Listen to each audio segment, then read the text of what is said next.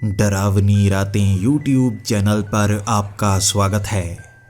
भूत प्रेत पिशाच और शैतानों की रोमांचक कहानियाँ आपको इस चैनल पर सुनने को मिलती हैं।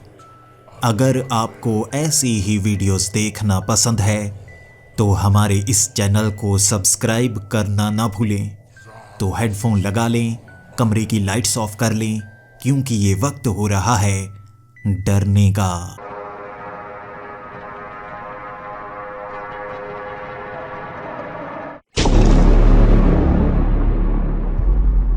हेलो दोस्तों, मेरा नाम जिमी है और मैं बेल्जियम का रहने वाला हूँ। पेशे से मैं एक फॉरेस्ट रेंजर हूँ और पिछले 5 सालों से मैं ये काम कर रहा हूँ। मुझे इस जंगल का बड़ा इलाका दिया गया है, लेकिन मुझे जंगल में रहने की ज़रूरत नहीं पड़ती। मैं अपने घर में रहता हूँ और दिन के वक्त मुझे उस जंगल में जाना पड़ता है। अपनी एक जीप लेकर मैं जंगल में पहुँच जाता हूँ। रास्ते हमने बना रखे हैं और जंगल में लगभग पूरे इलाके का निरीक्षण एक बार में करना असंभव के समान है। लेकिन बाहरी वो इलाके जहाँ कुछ गांव बसे हुए हैं, वहाँ मैं घूम फिर कर आता हूँ। कोई परेशानी का किसी को सामना करना पड़ रहा है तो वो मुझे कंप्लेंट करते हैं। जंगल में कोई जानवर मर रहा है, किसी तरह की कोई बीमारी फैली हुई है, मुझे उस हर बात का निरीक्षण करना पड़ता है और डायरी में लिखना पड़ता है। सीनियर्स को रिपोर्ट करना पड़ता है और अगर कोई एक्शन लेना पड़े तो वो एक्शन लेना भी पड़ता है। कई बार ऐसे जंगली जानवर होते हैं जो गांव के आसपास घूमना शुरू कर देते हैं। वो मवेशियों को मारना शुरू कर देते हैं। इसी के साथ कई बार इंसानों पर हमला भी करना शुरू कर देते हैं। मैं जंगल विभाग से हूँ और मुझे पता है ऐसे जानवरों को मारना सबसे बड़ी गलती होती है। अगर ऐसे जानवर को पकड़ लिया जाए तो जंगल के कहीं दूर वाले इलाके में छोड़ा जा सकता है और इससे काम काफ़ी आसान हो जाता है। ना किसी की जान जाती है और सबकी सुरक्षा भी हो जाती है। कई बार मुझे अकेले को ही जंगल में जाना पड़ता है, लेकिन ऐसा नहीं है कि हर बार मुझे अकेले को ही जाने की ज़रूरत हो। हमारी टीम है। ये जंगली इलाका इतना ज़्यादा बड़ा है कि इसके कुछ हिस्से अलग रेंजर्स को दिए गए हैं, कुछ हिस्से मुझे भी दिए गए हैं और हमारी 5 लोगों की टीम है। हम कभी कभी इकट्ठा होते हैं, ज़्यादातर अकेले ही रहते हैं और मैं कुछ खास गांव में जाना बहुत ज़्यादा पसंद करता हूँ। वहाँ के लोग बहुत ज़्यादा अच्छे हैं। अब एक फॉरेस्ट रेंजर हमेशा जंगल में थोड़े ना रहेगा। लोगों के बीच रहना ज़्यादा आसानी से करने वाला काम होता है। इस बार भी मैं उसी गांव में गया हुआ था जो जंगल के बीच बना हुआ था। यहाँ 80 से ज़्यादा लोग रहा करते थे। कई अच्छे घर बने हुए थे। इसे एक छोटा सा कस्बा बना रखा था और लोग ज़्यादातर गांव से बाहर निकलना पसंद नहीं किया करते थे। गांव में ही खेती किया करते थे, यहीं रहा करते थे। मवेशियों को पाला गया था। रहने की सभी सहूलतें उन्होंने बना रखी थी। लेकिन वहाँ इस बार कुछ अलग हुआ था। किसी इंसान पर किसी जानवर ने हमला किया था और उसे काफ़ी ज़्यादा ज़ख्मी किया था। जब मैं उस गांव में पहुंचा, मुझे सबसे पहले तो ये पता करना था कि जिस इंसान पर उस जानवर ने हमला किया है, क्या वो कोई खतरनाक जानवर तो नहीं, और जिस पर हमला हुआ है कहीं उसे ज़्यादा नुकसान तो नहीं हुआ। उसे उस गांव में ही रखा गया था। जब मैं उस कमरे में उसे चेक करने के लिए गया था, डॉक्टर वहीं पर मौजूद था जो शहर से यहाँ आया हुआ था। मैंने देखा उसकी जांघ पर काफ़ी निशान थे, पीठ पर काफ़ी निशान थे, गर्दन पर काटा गया था, कंधे पर काटा गया था। ये कोई बड़ा जानवर लगता है, लेकिन यहाँ ऐसे जानवर बहुत कम हैं जो इंसानों पर हमला करते हों। उसे किस जानवर ने काटा, मैं उससे सवाल पूछना चाहता था। आधा घंटा मुझे इंतज़ार करना पड़ा। टांके लग रहे थे, पट्टियाँ की जा रही थी। जब डॉक्टर वहाँ से चला गया, मैंने उससे पूछताछ शुरू कर दी। लोग गांव के बहुत अच्छे हैं। मैं जो सवाल पूछता हूं उसका सीधा सीधा जवाब देते हैं। समय मेरे पास कम होता है, समय उनके पास भी कम होता है। मैंने उससे सवाल पूछने शुरू कर दिए। कैसा जानवर था जिसने तुम पर हमला किया? तुम कहां पर मौजूद थे? जंगल में क्या करने गए थे? तो उसने एक एक करके जवाब देना भी शुरू कर दिया। उसे जंगल से थोड़ा काम था, थोड़ी लकड़ियों की ज़रूरत थी, लेकिन वो उन पेड़ों को काटने के लिए गया था जहाँ पर पेड़ों को काटना मना नहीं है। उन पेड़ों को काटते वक्त पीछे से एक जानवर ने हमला कर दिया। मैं उससे पूछ रहा कि वो जानवर कौन सा था, लेकिन उसके पास इसका जवाब नहीं था। उसने हर बार कहा, मैं समझ नहीं पा रहा था वो जानवर कैसा था। मैंने जिंदगी में पहली बार वैसा जानवर देखा था। उसकी बातों से मैं ज्यादा खुश नहीं था और मैंने नाम गिनवाने शुरू कर दिए। कोई शेर था, क्या बाघ था, क्या वो शेर था, चीता था, तेंदुआ था, क्या हो सकता है? उसने कहा पता नहीं, सूअर जैसा लग रहा था लेकिन हमला ऐसे कर रहा था जैसे कोई तेंदुआ हो। उसकी बातें अजीब थी। मुझे लगा शायद उसने शराब पी रखी थी और बहुत ज्यादा नशे में होने के कारण किस जानवर ने हमला किया वो सही से बता तक नहीं पा रहा है। उसका कहना था वो कभी शराब पीता ही नहीं, लेकिन मैं जानने लगा था यहाँ गड़बड़ है। शायद किसी से इसका झगड़ा हुआ है, किसी जानवर ने नहीं मारा है, तो मैं इस पर कोई खास एक्शन नहीं लेने वाला। उसका पूरा बयान ले लिया। उसे मैं रिपोर्टिंग करने के लिए हेडक्वार्टर पहुंच गया था। वहां अपनी तरफ से मैंने जो रिमार्क्स दिए उसमें मैंने यही कहा था, मुझे नहीं लगता किसी जानवर ने हमला किया है। हो सकता है किसी कुत्ते ने हमला किया हो, लेकिन इसका किसी के साथ झगड़ा हुआ लगता है, इसीलिए ये बात को छिपाने की कोशिश कर रहा है। इसमें एक्शन लेने की कोई खास ज़रूरत नहीं है। मुझे हेडक्वार्टर से क्लियरेंस भी मिल गई। उसके बाद साधारण तौर पर मैं काम करने लगा। लेकिन उसी गांव से फिर से एक कंप्लेंट आई। वहाँ एक और जानवर ने किसी इंसान पर हमला किया था। जब मैं उस गांव में पहुंचा, उस इंसान पर ज़्यादा हमला किया गया था। उसकी हालत ज़्यादा बुरी थी। उसे अस्पताल ले जाया गया। वो बताने की हालत में नहीं था और किसी जानवर ने उस पर हमला किया था। साफ पता चल रहा था। शरीर पर दांत के निशान थे, मांस को उधेड़ा गया था। इसीलिए मैं अब किसी और से बात करना चाहता था, लेकिन किसी को इसके बारे में पता नहीं। ये आदमी भी अकेला ही जंगल में गया था, उस पर हमला हो गया। वो किसी तरह से वहां से बचकर तो निकल आया, लेकिन हालत बहुत ज़्यादा बुरी थी। कुछ ही समय में वो बेहोश हो गया और वहां से उसे अस्पताल ले जाया गया। जब तक जिस पर हमला नहीं हुआ है वो गवाही नहीं देता, तब तक मैं कोई एक्शन ले नहीं सकता था। हेडक्वार्टर से मुझे पूछा जा रहा था, लेकिन जवाब देने के लिए मेरे पास कुछ खास नहीं था। मुझे लगा जब तक वो ठीक नहीं होता मैं बयान का इंतज़ार करूंगा। लेकिन 5 दिनों तक वो ठीक नहीं हुआ था और किसी और आदमी पर हमला हो गया था। इस बार वो अकेला नहीं था, वो 2 लोग थे जो उस जंगल में गए थे लकड़ियों को काटने के लिए। वहाँ एक नदी के पास उन पर एक जानवर ने हमला किया और कमाल की बात, जानवर ने उन्हें कोई खास नुकसान नहीं पहुंचाया था। उनके पास बड़ी बड़ी कुल्हाड़ियाँ थीं। वो पहले से तैयारी करके गए थे और उन्होंने उस जानवर पर इतने ज़्यादा हमले किए कि वो डर कर भाग गया, बहुत ज़्यादा जख्मी होकर। लेकिन दोनों को कुछ खास नहीं हुआ था। उनके बयान लिए जा सकते थे, पता लग सकता था कैसा जानवर था। मैं गांव में पहुंचा, उनसे बात करने लगा। वो दोनों काफ़ी हड़बड़ी में बात कर रहे थे, इसीलिए मैंने पहले उन्हें शांत किया। उसके बाद उनसे पूछा कि कैसा जानवर था, और उन्होंने जो बताया वो फिर से मुझे सबसे अजीब बात लग रही थी। उन्होंने कहा ये जानवर उन्होंने ज़िंदगी में पहली बार देखा। उसकी लगभग 6 टांगें थी। ये ऐसा जानवर लग रहा था जिसका आगे वाला मुंह किसी सूअर की तरह हो, लेकिन बड़े बड़े दांत थे। उसके जो पंजे थे इंसानों की तरह, उस पर जैसे उंगलियां लंबी लंबी सी लगी हुई, और वो अपने 2 आगे वाले पैरों को उठा सकता था। 6 टांगों वाला कोई भी जानवर मौजूद ही नहीं धरती पर। मैंने कभी उसके बारे में पढ़ा तक नहीं। उनकी बातें सुनते हुए मुझे समझ में नहीं आ रहा था, क्या इन्होंने भी शराब पी रखी होगी, या सच में इस जंगल में कोई ऐसा जानवर है जिसके बारे में कोई सही से बता तक नहीं पाता। उनसे मैंने इकट्ठे भी बात की थी, अकेले अकेले भी बात की थी। जब कोई झूठ बोल रहा हो तो उन्हें अकेले अकेले कर दो, दोनों के बयान लिखो, उसके बाद दोनों बयानों को मिलाने की कोशिश करो। जब हम कहानी बनाते हैं उसमें बहुत सारी गलतियां कर देते हैं, इसीलिए जब भी किसी का बयान लेना हो अकेले अकेले करके, उनमें बहुत सारी ऐसी बातें निकलती हैं जो अलग होती हैं और उनका झूठ पकड़ा जाता है। पुलिस वाले इसी तरह से करते हैं और मैं भी यही तरीका अपना रहा था। दोनों को अलग अलग कमरे में बिठाया। मैंने छोटी छोटी डिटेल मांगी। रंग कैसा था, आंखों का रंग कैसा था, किस जगह पर थे, पीछे कौन सा पेड़ था, कपड़े कौन से पहन रखे थे, तुम भागे या नहीं भागे, तुमने कुल्हाड़ियाँ क्यों रखी, कैसे मारी, पीछे से मारी या नहीं मारी। हर एक बात पूछी, लिखी। दोनों के बयान बिल्कुल बराबर थे। ये सच था। इससे मैं हैरान हो चुका था।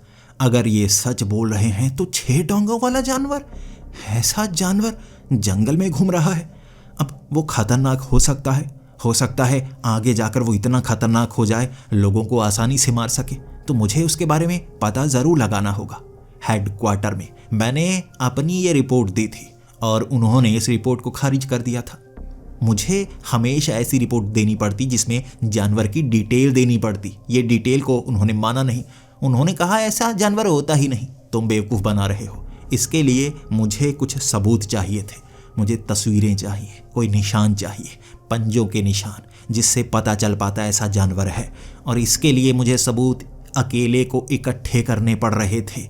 मुझे उस जंगल में जाना पड़ता और मैं थोड़ा डर रहा था। हमेशा जहाँ ऐसा खूंखार जानवर मिलता है जो इंसानों पर हमला करता हो, मैं 1-2 और रेंजर्स को अपने साथ लेकर जाता हूँ ताकि किसी तरह के खतरे को टाला जा सके। अगले ही दिन मुझे जंगल में जाना भी पड़ गया। दोपहर के वक्त ज़्यादातर जो हमले हो रहे थे वो अंधेरे में हो रहे थे, रात के वक्त। तो मैं दोपहर के वक्त जंगल में पहुंच गया। जो रास्ते थे उस जीप से नापे जा सकते थे। जंगल के अंदर जाना इस तरह गाड़ी से आसान नहीं होता, लेकिन जंगल के अंदर जाने के लिए भी अगर आपने खास तरह के रास्ते बना रखे हों फिर कुछ आसानी हो सकती है। मैं उस जीप के सहारे जंगल के कई इलाकों में घूमा। खास तौर पर उस जगह पर गया था जहां उन लोगों पर हमले हुए थे। उस नदी के इर्द गिर्द वाले इलाकों में ही ज़्यादातर ऐसी गतिविधियां हो रही थी और वहां पर मैंने वो गाड़ी नदी के पिछली साइड लगा दी और खुद अपने कुछ औजार और हथियार लेकर वहां पहुंच गया। मुझे अब किसी पेड़ पर चढ़ना होगा, यहाँ कुछ समय इंतज़ार करना होगा कैसे जानवर आते हैं, और नीचे मांस के कुछ टुकड़े भी फेंकने होंगे। यहाँ जितने भी मांस खाने वाले जानवर हैं मांस के टुकड़ों को देखकर ज़रूर आएंगे सूंघते सूंघते, और हो सकता है वैसा कोई अजीब सा जानवर भी आ जाए। मुझे लग रहा है वो कोई ऐसा जानवर नहीं है जिसकी पहचान नहीं की जा सकती। हो सकता है उसके शरीर पर कुछ ऐसी चीज़ें टंगी हों जिस तरह से कई बार जानवर जंगल में घूमते हैं और कई जगह रस्सियां होती हैं जहां वो फंस जाते हैं और रस्सियां उनके शरीर से लटक जाती हैं। दूर से देखने में ऐसा लगता है ये कोई अजीब सा जादुई जानवर है और असल में कुछ और निकलता है। ऐसा पहले भी कई बार हो चुका था। मुझे लगा इस बार भी कुछ ऐसा ही होगा। पेड़ पर मैं चढ़ गया था, काफ़ी ऊपर, लगभग 10 फुट की ऊंचाई से नीचे आसानी से देखा जा सकता है। इंफ्रारेड वाले वो कैमरे लगाने के बाद मुझे पता था आसानी से कोई ना कोई जानवर आएगा। पूरी रात मैं देखूंगा और कोई ना कोई सबूत तो इकट्ठा कर ही पाऊंगा ना।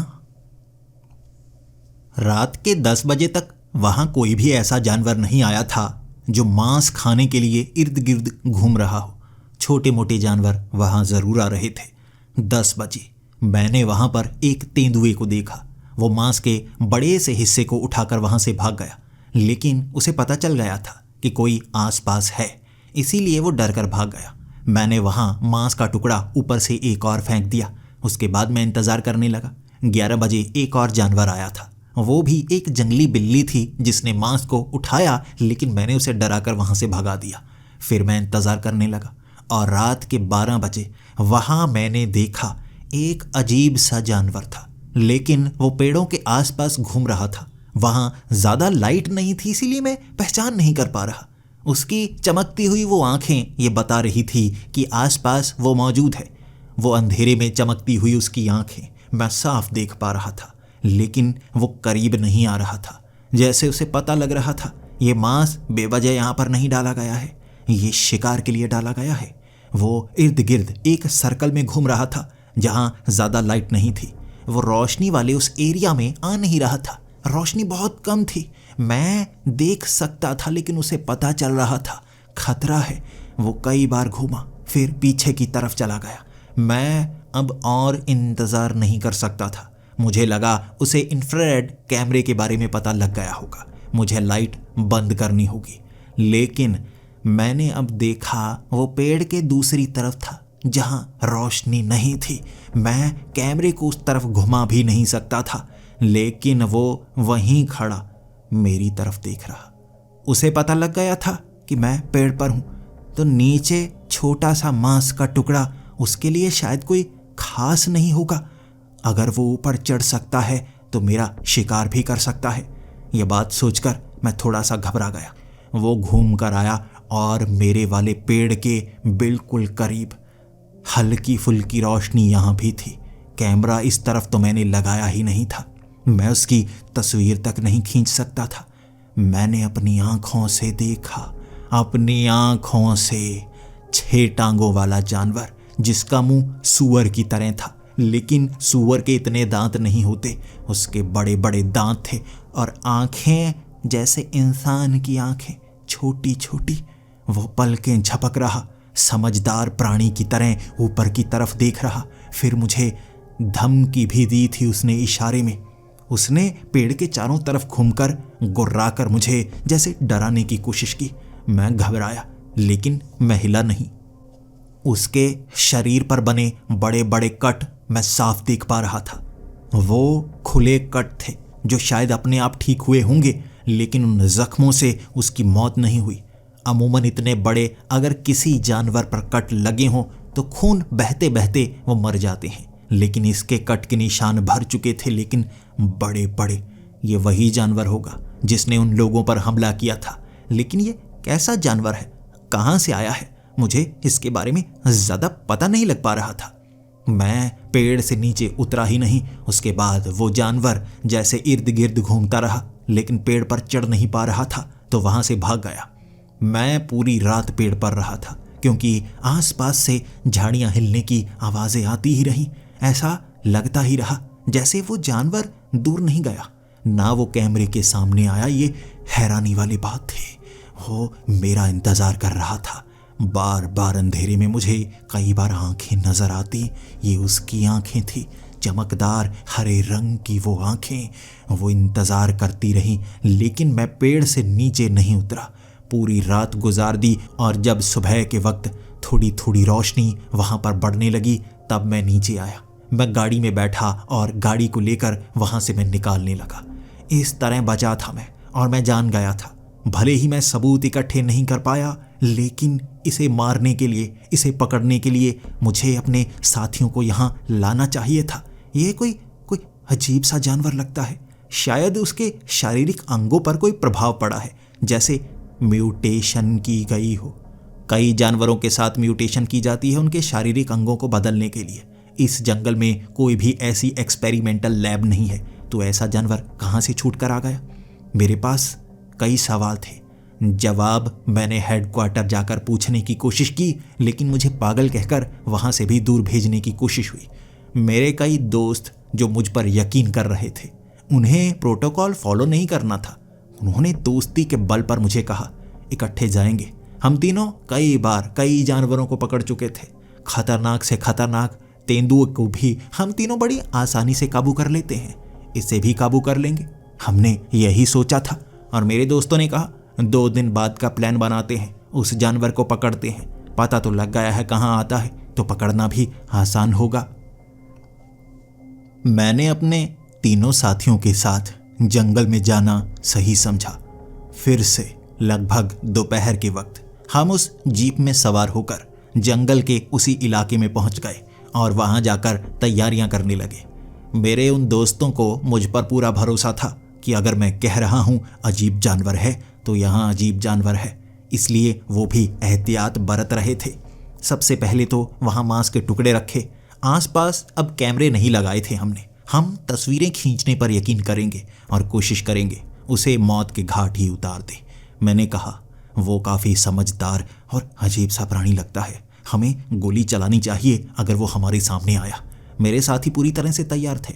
अगर कोई ऐसा जानवर हो जिसका मुकाबला हम नहीं कर पा रहे, तो उसे मौत के घाट उतारना ही सही है। इससे पहले कि वो हमें मारे, हमें उसे मार देना होगा। उसके बाद हम 3 पेड़ों पर सवार हो गए थे, तीनों अलग अलग पेड़। हम तीनों के पास राइफल थी, और नीचे अगर वो जानवर आया तो हम गोली चला ही देंगे। हम इंतज़ार करते रहे। वहाँ 12 बजे तक कई जानवर आए थे, और वो जानवर थे जो इंसानों पर हमला कर सकते थे, जैसे कि तेंदुआ, भेड़िए। लेकिन हमने उन पर गोलियां नहीं चलाई। वो इतने समझदार और अजीब नहीं थे, उन्हें डराओ वो भाग जाते हैं। उसके बाद आसपास अंधेरे में आंखें दिखनी शुरू हो गई, और मैंने अपने साथियों को इशारा किया, देखो देखो, हरे रंग की आंखें। जब वो जानवर एक बार पेड़ के पीछे से निकला था, जरा सा निकला कि ना हम गोली चला सकते थे ना कुछ ज्यादा कर सकते थे, लेकिन उसका चेहरा सुअर जैसा देखते ही मैंने कह दिया, यह वही है। मेरे साथियों ने हल्की सी आवाज में कहा था, हो सकता है ये साधारण सुअर हो, जैसा तुम कह रहे हो वैसा ना हो। मैंने कहा, हाँ हो सकता है, लेकिन इसकी आंखें देखो, आंखें देखो। उन्होंने आंखों की तरफ देखा, सच में इंसानों जैसी आंखें। उन्होंने कहा, ये म्यूटेटेड सा लग रहा है। मैं अब इंतजार कर रहा था कब वो जानवर पास आएगा और हम गोली चलाएंगे, लेकिन वो अंधेरे में इधर उधर घूमता ही रहा। उसके बाद जैसे पेड़ों का निरीक्षण करने के बाद उसे पता चला हो यहाँ कोई कैमरा नहीं है, और वो मांस खाने के लिए आगे बढ़ने लगा। मांस छोड़ना नहीं चाहता था वो, आज कुछ अलग कर रहा था। बार बार जब हम गोली चलाने की कोशिश करते वो पेड़ के पीछे छिप जाता। हम गोली चला ही नहीं पा रहे थे। तभी मेरे एक साथी ने कहा, मैं नीचे उतरता हूँ, उसे बहकाना होगा। शायद उसे लग रहा है कि वो काफ़ी चालाक है और वो हमला तब करेगा जब हम पेड़ के नीचे जाएंगे। ज़रा उसके पंजों की तरफ ध्यान दो, वो इन पंजों से पेड़ों के ऊपर नहीं चढ़ सकता। मुझे नीचे उतरना होगा, लेकिन डरना मत, मैं खतरे में नहीं हूँ। अगर मुझे खतरा लगा तुम गोली चला देना, वैसे मैं ही गोली चला दूंगा उसको करीब से। जैसे ही हमारा साथी पेड़ से नीचे उतरा, हमारे दिल की धड़कन बहुत ज़्यादा तेज थी। इसे हम डिकॉय कहते हैं। डिकॉय यानी कि ध्यान कहीं और करना और बाद में हमला करना। उसे लगेगा जो ऊपर चढ़ा हुआ है नीचे उतर आया है, आसानी से हमला किया जा सकता है, लेकिन उसे ये नहीं पता उसे बचाने के लिए उसके साथी भी यहाँ पर मौजूद हैं। जब वो नीचे चलकर उस जानवर के करीब जा रहा, धीरे धीरे वो पीछे हटता हुआ उस अंधेरे में लोप होने की कोशिश कर रहा, लेकिन आंखें तो चमकती हैं ना। उसकी आंखों की पहचान कर रहा मेरा साथी, और उसने अंधेरे में गोली चला दी। जैसे ही उसने गोली चलाई, हम गोली चलाने काबिल नहीं थे क्योंकि हमारे सामने पेड़ था। वो सामने से आसानी से निशाना लगा पाया था। उसने 1-2 बार और गोली चलाई और वो जानवर वहां से भागा नहीं बल्कि दाईं तरफ गया और रोशनी में ही आ गया। जब वो रोशनी में आया, हम दोनों ने भी एक एक राउंड फायर उस तरफ किया। वो गोलियों से छन्नी हो गया था और वहीं पर ढेर हो गया। हम खुश थे, आखिरकार हमने उसे फंसा ही लिया।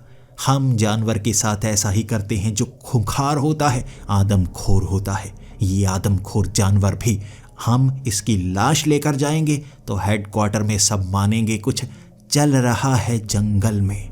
उसके बाद मेरा साथी उसकी लाश को खंगालने की कोशिश कर रहा। हम भी पेड़ से नीचे उतरने लगे। जैसे ही हमारा पैर जमीन पर पड़ा था, पीछे से किसी ने सबसे पहले मेरे साथी पर हमला किया। धक्का दिया था उसे, जैसे नीचे पटक दिया, और उसकी बंदूक भी एक तरफ गिर गई। राइफल मैंने भी पीठ पर टांग रखी थी। जल्दी से मैंने आगे की तरफ की। आखिर क्या चीज़ है, कहीं कोई और जानवर ने हमला तो नहीं कर दिया। जैसे ही मैंने बंदूक आगे की तरफ की, मेरी बंदूक पर किसी ने पंजा मारा और मैंने अपनी आंखों के सामने देखा। वो क्या था? आधा इंसान आधा भैंसा सा था। ऊपर जैसे भैंसे का शरीर, लेकिन मुंह दांत जैसे शेर की तरह बड़ा जबड़ा। उसने जबड़े से मुझे काटने की कोशिश की, लेकिन मौका था हमारे तीसरे साथी के पास गोली चलाने का। उसने सीधा उसकी छाती पर गोली चलाई थी, और ये शॉटगन राइफल थी जिससे छर्रे निकलते हैं, और वो छर्रे सीधा उसकी छाती में घुसे। इन छर्रों से आसानी से मौत तो नहीं होती, लेकिन जख्मी किया जा सकता है। जैसे ही छर्रे उस पर टकराए, वो वहां से पेड़ों की तरफ भागा, पीछे से भागा, और हमारा साथी उसके पीछे पीछे। हम दोनों जितने में उठ पाते, हमारा साथी उस तरफ भाग निकला था, और वो अजीब सा भैंसा 2 पैरों पर आगे आगे बढ़ता गया। हमारा साथी पीछे से गोली चलाता उसके पीछे, जैसे उसे भी मौत के घाट उतार देना चाहता था। 2 बार गोलियों की आवाज़ आई, फिर गोलियों की आवाज़ नहीं, हमारे साथी की चीख की आवाज़ आई। जब हम दोनों अपनी राइफल उठाकर उस तरफ भागे, वो भैंसा उसके कंधे पर दांत गड़ाकर जैसे मांस उधेड़ रहा था, और हमने गोली चलाई, लेकिन हम गोली थोड़ा दूर चला सकते थे। ये छर्रे अगर हम उस पर मारते तो हमारा साथी भी छलनी हो सकता था उसे ज़्यादा नुकसान हो जाए। हमने दूर ही गोली चलाई, जो दोनों बार मिस हुई, और आवाज़ सुनकर वो जानवर समझदार था। वो भागा वहाँ से, भागा ऐसे पेड़ों के बीच से निकलता हुआ कि हम निशाना ना लगा पाए। हर बार बचता हुआ वो वहां से गायब हो गया। हम भी थोड़ा जख्मी थे, हमें धक्का मारा था, उसने पंजे मारे थे मेरे कंधे पर, मेरे साथी की पीठ पर, और एक साथी जो अधमरे की तरह वहां पड़ा था, कंधे से खून बह रहा था, तड़प रहा था वो, उसको बहुत ज़्यादा जख्म हुए थे। मैंने तो अपनी वो शर्ट उतारी, उसके कंधे पर लपेट दी ताकि खून न बहे। उसे हम दोनों ने उठाया और जल्दी से जीप में डाला और वो जीप जंगल से निकालकर हम ले जा रहे थे सीधा अस्पताल की तरफ।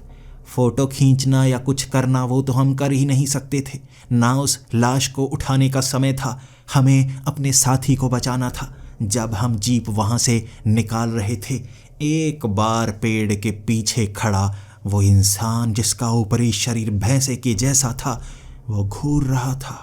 ऐसे घूर रहा था जैसे कोई इंसान घूरता है जब हम किसी पर हमला करते हैं, किसी से लड़ते हैं, तो वो जैसे कुछ कर ना पाए, लेकिन एक बार घूर कर कहता है, दोबारा मौका मिला तो तुझे बताऊंगा।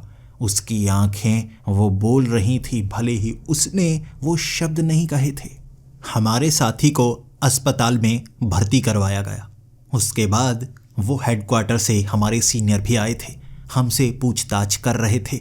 हम जो बयान दे रहे थे उस पर कोई यकीन नहीं कर रहा, तो मेरे उस साथी ने कहा था, हमें बयान थोड़ा समझ कर देना होगा, वरना हमारे खिलाफ ये एक्शन लेने की कोशिश करेंगे।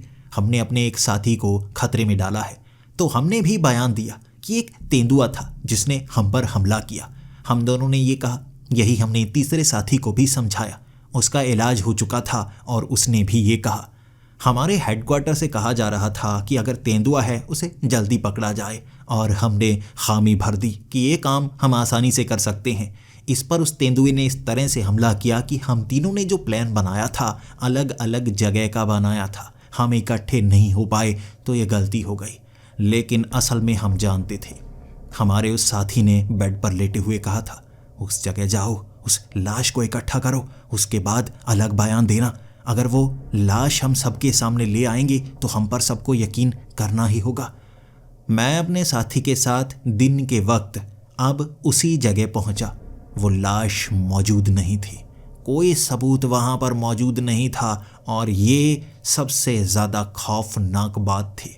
हम बिना सबूत के कोई एक्शन नहीं ले सकते, और हमारे साथी के साथ जो हुआ वो काफ़ी ज़्यादा खतरनाक है। चल क्या रहा है यहाँ पर? ऐसे अजीब से जानवर कहाँ से आ रहे हैं? मेरे उस साथी ने कहा था, इस बार हम दोनों यहाँ पर आएंगे और कोई गलती नहीं करेंगे, नीचे नहीं उतरेंगे।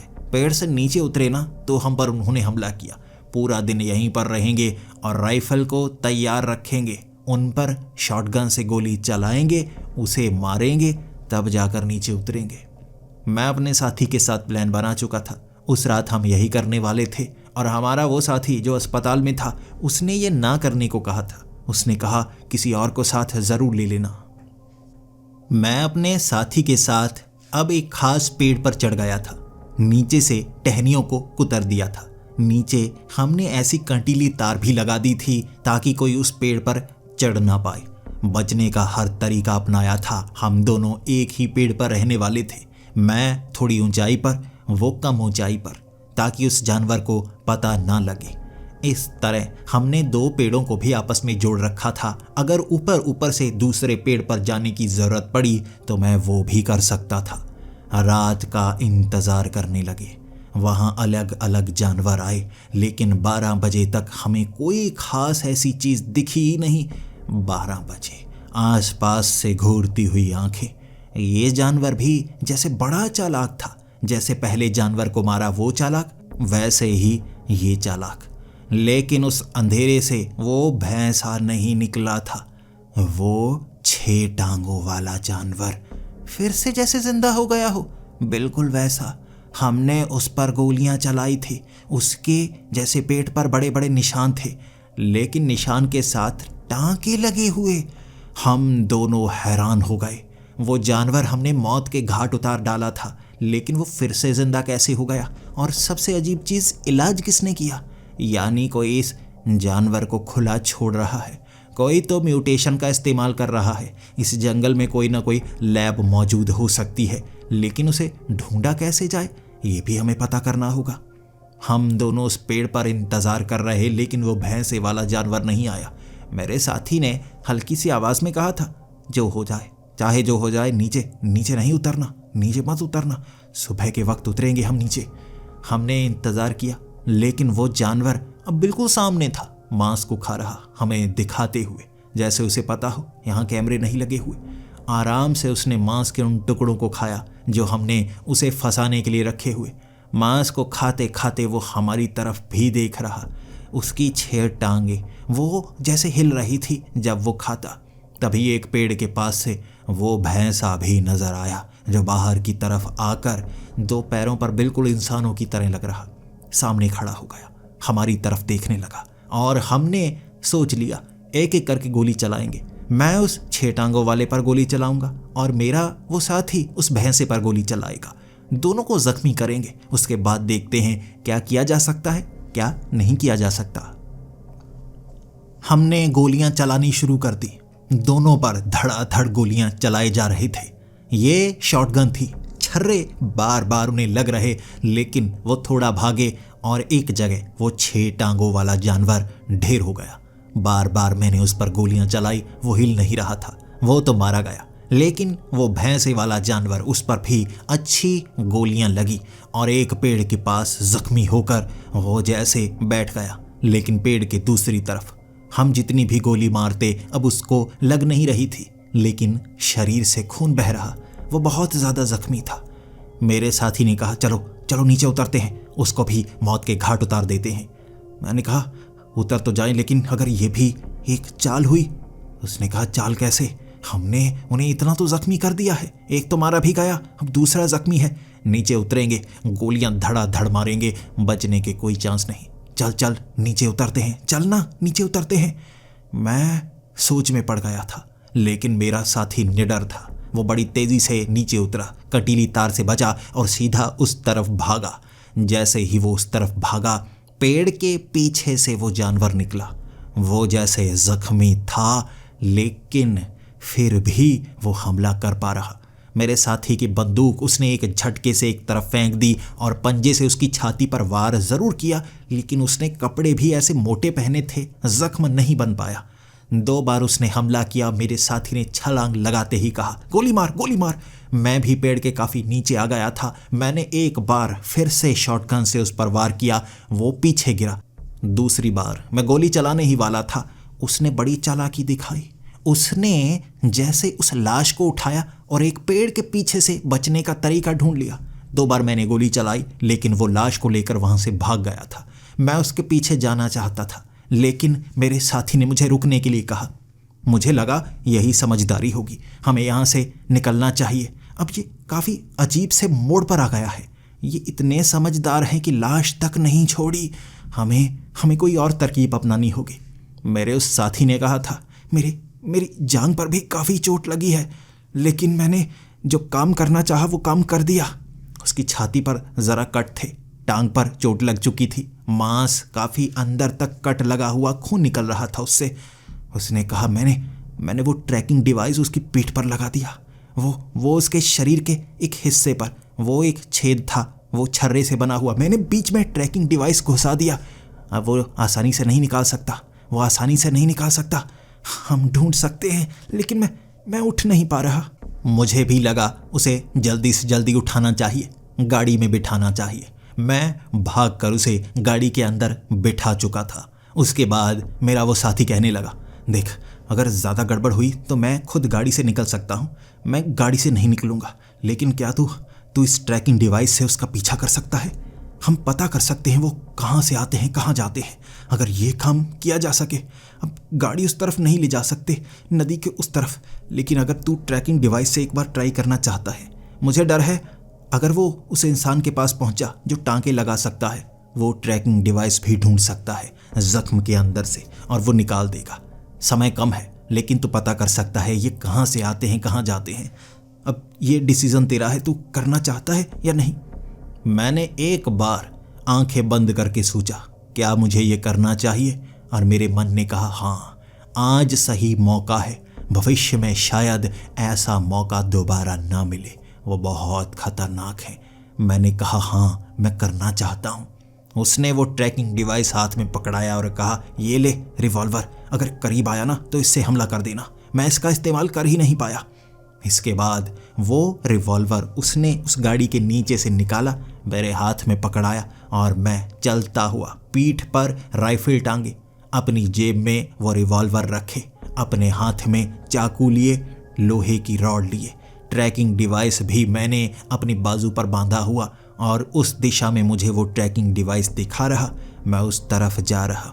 लगभग 500 मीटर की दूरी पर वो जानवर निकल चुका था। मैं ट्रैकिंग डिवाइस के सहारे बड़ी तेजी से उसका पीछा कर सकता था। वो बीच बीच में रुकता, शायद जख्मी था, रुकना पड़ता। बार बार वो रुकता और मैं वो दूरी को कम करता जाता। 100 मीटर की दूरी रह गई थी हमें। वो आगे की तरफ बढ़ा जा रहा, मैं भी उसका पीछा किए जा रहा। एक खास जगह जब वो रुक गया, आगे ही नहीं बढ़ रहा, वहीं पर रुका हुआ, मैं भी इंतजार करता रहा, कहीं उसे कुछ हो तो नहीं गया, कहीं वो आगे भाग तो नहीं रहा। लेकिन मैंने लगभग 15 मिनट इंतजार किया, वो सिग्नल आगे से आ ही नहीं रहे थे। तो मुझे लगा वो इस जगह रुका हुआ है, यहाँ से 100 मीटर आगे। मैं छिपते छिपाते हल्के कदमों से आगे बढ़ते हुए वहां जा रहा। मैंने देखा वहां एक खास जगह थी, पुराना गांव।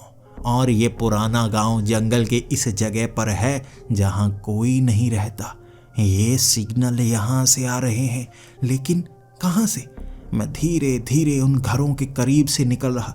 पत्थर के घर थे वो, छत नहीं थी, यहाँ कभी लोग रहा करते थे। एक पुरानी चर्च जो सामने नजर आ रही, मुझे साफ दिख रहा। वो चर्च के अंदर से सिग्नल आ रहे हैं।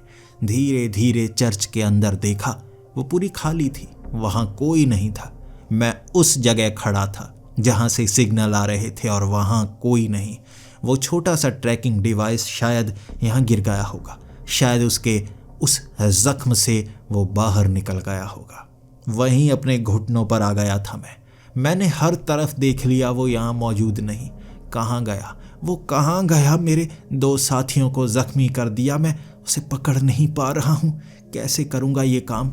मेरे सीनियर भी मुझ पर यकीन नहीं कर रहे हैं, और अगर मैं ये काम नहीं कर पाया तो शायद कोई मुझ पर भरोसा करेगा भी नहीं। वहीं कुछ समय रोने के बाद मुझे लगा वापसी करनी चाहिए, अब मैं उसे नहीं ढूंढ पाऊंगा। उसने अपना वो ट्रैकिंग डिवाइस तो यहीं फेंक दिया, शायद निकल गया, अब उसका पीछा कैसे कर पाऊंगा? मैं वापसी की तरफ आ रहा था, कई घरों को देख रहा। यहाँ वो पत्थर के बने हुए घर जैसे बिल्कुल ईंटों की तरह थे, ऊपर के ऊपर रखे हुए, छतें मौजूद नहीं। एक घर को मैं देख रहा, वो लगभग 2 से 3 फुट ऊंचा था, और मैंने वो सीढ़ियों की तरफ देखा तो एक तरफ नीचे जाने वाली सीढ़ियां भी थी। उस घर के नीचे बेसमेंट बनी हुई थी। पता नहीं कैसे मेरे दिमाग में आया, यहाँ बेसमेंट है तो क्या चर्च के नीचे भी बेसमेंट है? हो सकता है, ऐसा हो सकता है। फिर से मैं दोबारा चर्च की तरफ भागा, इधर उधर देखता रहा, क्या चीज़ है यहाँ, क्या चीज़, कैसे कैसे बेसमेंट में जाने का रास्ता कहाँ से है? वो हर चीज़ मैंने देखी जहाँ से बेसमेंट में जाया जा सकता था, लेकिन मुझे बेसमेंट में जाने का रास्ता नहीं मिला। खंडहर चर्च में कोई जगह नहीं थी जहाँ से बेसमेंट में जाया जा सके। यहाँ कोई ऐसा निशान तक नहीं था। अगर वो बेसमेंट में गया तो कहाँ से गया? मैं आधा घंटा लगाने के बाद मायूस जब पीछे मुड़ रहा, तभी मेरा ध्यान फिर से उस घर पर पड़ा जहाँ सीढ़ियों से बेसमेंट में जाने का रास्ता था। मैं पता नहीं क्या सोच रहा था, मुझे लगा वहाँ जाकर देखना चाहिए।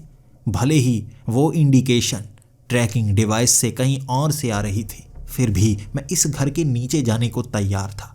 मैं उस घर के नीचे पहुंचा, टॉर्च की रोशनी में देख रहा, नीचे पानी भरा हुआ था, लगभग आधा फुट पानी, बहुत ज़्यादा बदबू। बेसमेंट में पहुंचकर मुझे बहुत पुरानी पुरानी चीज़ें दिखी।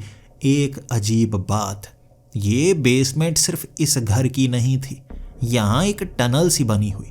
उस टनल के सहारे जब मैं आगे पहुंचा तो एक और बेसमेंट, वो दूसरे घर की थी। वहाँ कई टनल्स थीं।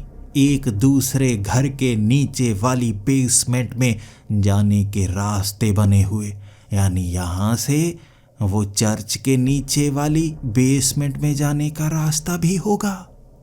उन टनल से निकलते निकलते मैं बस उस दिशा में जाना चाहता था जहां पर वो चर्च थी, लेकिन उस तरफ जाने का सही रास्ता मुझे मिल नहीं रहा।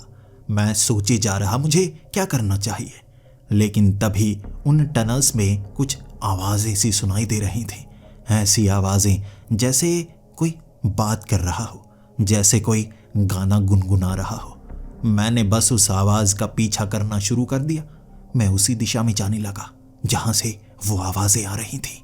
मैं उस तरफ बढ़ता जा रहा था और मेरे दिल की धड़कन तेज होती जा रही थी। जैसे जैसे उस आवाज़ के करीब गया, मुझे कुछ और आवाज़ें भी सुनाई दे रही थी। ये आवाज़ें इंसानों की आवाज़ें नहीं थी, ये जानवरों की आवाज़ें थी। मैं जब उस खास जगह पहुंचा, ये चर्च के नीचे का हिस्सा था। वो टनल के दूसरी तरफ मुझे चर्च के नीचे बना बड़ा हॉल साफ साफ दिख रहा, और वहाँ कई जानवर मरे हुए, कई जानवर कटे हुए दिख रहे थे। वहाँ मुझे वो भैंसा भी दिखा था जिसे जमीन पर लिटाया गया था। वो 6 पैरों वाला जानवर, वो भी जमीन पर था। दोनों मरे हुए लग रहे थे, हिल बिल्कुल नहीं रहे थे। लेकिन वहाँ मुझे कुछ और भी दिखा। सामने शरीर के अंग इंसानी और जानवरों के जोड़कर जैसे नए नए जीव बनाए गए थे। वो थोड़ा थोड़ा हिल रहे, टंगे हुए थे जैसे वो बड़ी बड़ी चेन से, बड़ी बड़ी जंजीरों से। मैं बस देखे जा रहा। जानवरों की संख्या बहुत थी, कुछ हिल रहे थे, कुछ बैठे हुए देख रहे थे। मैं वहाँ क्या करता? मैं इतने सारे जानवरों को देखकर डर सा गया था, लेकिन फिर भी पता लगाने के लिए आगे बढ़ना था।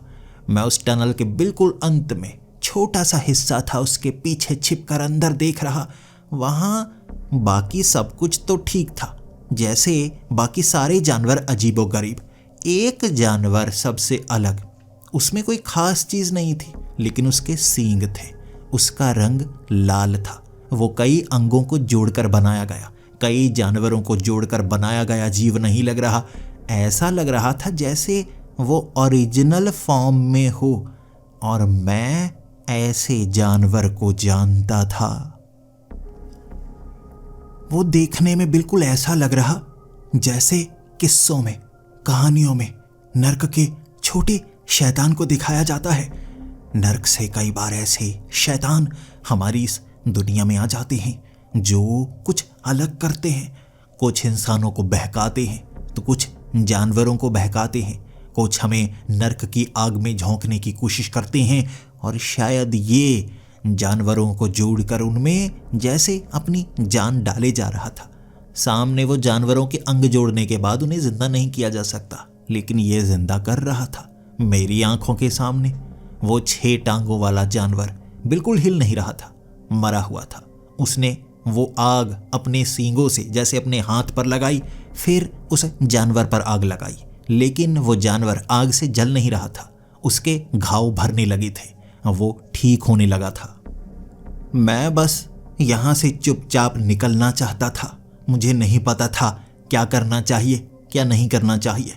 लेकिन जैसे ही मेरे जूते की हल्की सी आवाज़ उन्हें पता चली, वो जीव जैसे घबरा कर पीछे की तरफ गया। वो जो जानवर थे उठकर मुझ पर हमला करना चाहते थे, और मुझे अब भागने में कोई फ़ायदा नहीं था। बचने का तरीका एक ही था, वो उस हॉल की वो छोटी सी जगह थी, वहाँ शायद वो जानवर घुस नहीं पाते। मैंने छलांग लगाकर वहाँ घुसना सही समझा। उन्होंने तो जैसे मुझ पर हमला किया था। फिर उस जगह घुसकर मैंने शॉटगन से 2 जानवरों को जैसे करीब से उड़ाया। भेजा उड़ा दिया था मैंने, वो हिल भी नहीं पाए। लेकिन वहाँ और भी जानवर थे। वो अपनी आग उन जानवरों को लगा रहा जो अभी आधे जुड़े थे, जैसे अपनी आग से उन्हें वो जिंदा कर पा रहा था। वो जिंदा होते मुझ पर हमला करने आते। मैं शॉटगन से गोली चलाता रहा। वो मरते वो दोबारा जिंदा कर देता। आधे कटे, आधे मरे, टूटे फूटे, वो हर किसी को जिंदा कर पा रहा था। वो भीड़ मुझे घेर चुकी थी, और वो शॉटगन की गोलियां खत्म हो गई और मेरा शरीर ठंडा फिर गया। जब आपको पता चल जाए बचने का तरीका खत्म हो चुका है तो आप घबराने लगते हैं। तभी वो पीछे हटे और लाल रंग का वो जीव सामने आया मुस्कुराता हुआ। उसके सींगों की वो आग उसने हाथ पर लगा ली थी। वो हंसता जा रहा था। शायद मुझे मेरी मौत साफ नजर आ रही थी। लेकिन तभी मैंने अपनी जेब में रखी वो रिवॉल्वर अपने हाथ में पकड़ ली। अभी ध्यान आया और उसका चेहरा उतर गया। जब सामने वाला डर जाए, समझो आप कुछ ऐसा कर रहे हो जिससे उसे खतरा है, वहां हर किसी को वो जिंदा कर पा रहा था। बंदूक देखकर उसे डरना नहीं चाहिए। वो डर गया तो मैंने गोली किसी और पर नहीं, सीधा उसके भेजे पर चलाई थी। मैंने उसके सर पर वो गोली चलाई और वो पीछे गिरा, और बाकी की गोलियां भी मैं उसी पर चलाता रहा। जैसे ही वो नीचे गिरा, वहां वो कटे फटे जुड़े हुए जीव नीचे गिर गए। उनकी शक्ति भी जैसे गायब हो गई और मैं वहां से निकलकर उस जीव पर गोलियां चलाता गया। सींगों पर लगी उसकी आग अब उसके पूरे शरीर पर लग गई। मेरी आंखों के सामने वो लाश बन गया था, लेकिन उसकी लाश वहां धीरे धीरे गायब होनी शुरू हो गई। जलकर राख थी, और राख का एक निशान फर्श पर, वो जैसे पेंट से बना हुआ निशान था। वो जमीन में गर्क हो गया था और मैं भी वहीं बैठ गया, थका हुआ। ऐसा लग रहा था जैसे मौत के मुंह से बचकर आया हूं। वहां जानवरों को जैसे सिला गया था, जोड़ा नहीं गया था। ये म्यूटेशन से बने हुए जीव नहीं थे, ये इस जीव द्वारा बनाए गए ऐसे जीव थे जो हमला कर रहे थे। लेकिन चर्च के नीचे ये शैतान कहां से आ गया? मुझे सामने पत्थर पर एक निशान दिखा। पत्थर के बीच से जैसे फाड़कर कोई चीज बाहर की तरफ निकली हो। वो पत्थर अगर हम तोड़ें तो वो पूरी तरह से टूट जाएगा, लेकिन वो बाहर की तरफ निकला था। मान लीजिए लोहे की एक बड़ी सी प्लेट को आप अंदर से फाड़ने की कोशिश करें, वो बाहर की तरफ खुल जाती है, तब चीज उससे निकल सकती है। वो पत्थर वैसा बना हुआ था। मुझे लगा यहाँ कुछ अलग हुआ होगा। मैं वहां से बचकर निकला था और मेरा साथी अब भी जख्मी इंतजार कर रहा। सबसे पहले उसे मैं अस्पताल लेकर गया। मैंने वो लाश 6 टांगों वाले जानवर की वो गाड़ी में रखी थी। बाद में उसे अस्पताल ले जाकर मैं हेडक्वार्टर से सभी को वहां बुला चुका था। वो लाश उन्हें दिखाई। वो यकीन नहीं कर पा रहे। उनका भी मानना था कोई म्यूटेशन कर रहा है और जानवरों को जोड़ रहा है, लेकिन ये जिंदा नहीं हो सकते। ये जुड़े हुए जानवर लग रहे थे, टांके लगे हुए, लेकिन टांके लगाकर किसी जानवर के अंग जो अलग अलग जानवरों के हैं उन्हें जोड़ा नहीं जा सकता। लेकिन जो मैं उन्हें बता चुका था वो यकीन नहीं कर पा रहे। शैतान जो नर्क से आया हो उस पर कौन यकीन करता है? मैं उसके बाद अपने साथियों के साथ रहा। वहां चर्च के नीचे से कई शारीरिक अंग निकाले गए। जानवरों के, इंसानों के, कई इंसान जो गायब हुए थे उनका इस्तेमाल भी यहाँ जानवर बनाने में हुआ था। वो भैंसा भी यहाँ मिला, ऊपरी शरीर टांके लगकर सिला गया था। तब दहशत यहाँ फैल गई थी, लेकिन उसका अंत हुआ। उस जगह को भी जैसे नीचे से तबाह कर दिया गया। वो चर्च खास तौर पर पादरी आकर गए थे, तबाह करने का ऑर्डर देकर गए। इस चर्च में कोई भी प्रार्थना नहीं होती और यहाँ वो निशान जो शैतान का था वो दफन रहना चाहिए, उन्होंने खास तौर पर कहा था। दोबारा कभी वहाँ ऐसा कोई शैतानी जीव नजर नहीं आया। किसी इंसान पर कभी ऐसा हमला नहीं हुआ। बाकी आदमखोर जानवर कभी कभी जंगल से आ जाया करते, जिन्हें पकड़कर हम जंगल में छोड़ दिया करते। ये एक ऐसी घटना थी जिस पर कोई यकीन नहीं करता और इसे हम किसी को बता भी नहीं सकते थे। खास ऑर्डर थे। अब भी मैं सोचता हूँ, अगर वो शैतान वो पत्थर से निकला था, किसी ने तो कुछ ऐसा किया होगा ना कि वो पत्थर से निकल पाया। शायद कोई ऐसा अब भी जिंदा बचा हुआ था जो शैतान को इस दुनिया में लेकर आया। क्या भविष्य में दोबारा वो कुछ ऐसा तो नहीं करेगा, या इससे भी भयानक तो नहीं करेगा?